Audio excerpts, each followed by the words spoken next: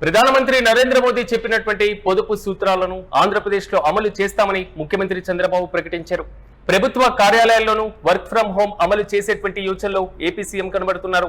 ప్రధానంగా solar energy, స్థానిక పర్యాటకం, విదేశీ ప్రయాణాలు తగ్గించడం వంటి పొదుపు చర్యలు అమలు దిశగా ఆంధ్రప్రదేశ్ ప్రభుత్వం చర్యలు తీసుకుంటుంది.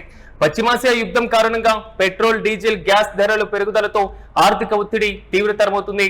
ఇక ఇంధనం ఆదా చేయడం జాతీయ కర్తవ్యం అంటూ కూడా ప్రధాని మోదీ చేసినటువంటి వ్యాఖ్యలకు ముఖ్యమంత్రి చంద్రబాబు మద్దతునిచ్చారు.